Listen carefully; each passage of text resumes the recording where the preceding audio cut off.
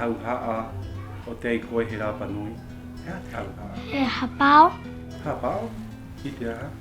Hapao te Waikawa, hapao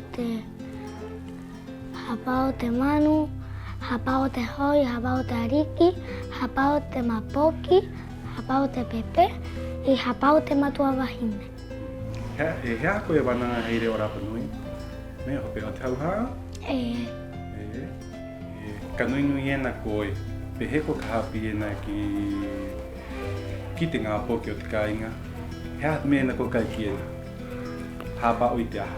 Hapao te kainga, hapao te hoi, ina hapao te reo, Hapao riwa te reo.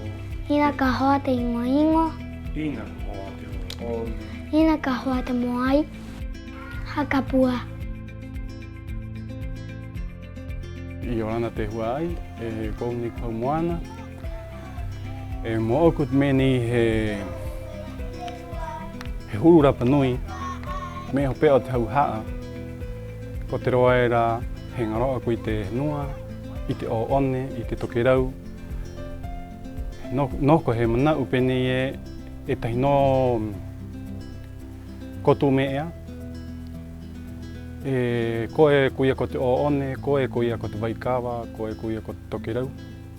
I roto apa i tēnei he reo, he riu, he hāpīterau huru me hau hā o rungi te henua. Pero me rae, he ko te roa niua ki atuena penei te henua, e āruro ana i te rima ki te tangata.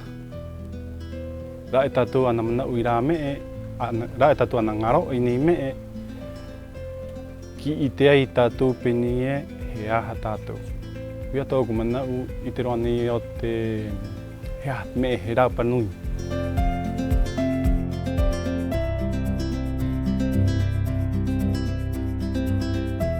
Este programa llega a ustedes gracias al financiamiento del Fondo de Fomento de Medios de Comunicación Social del Gobierno de Chile y del Consejo Regional.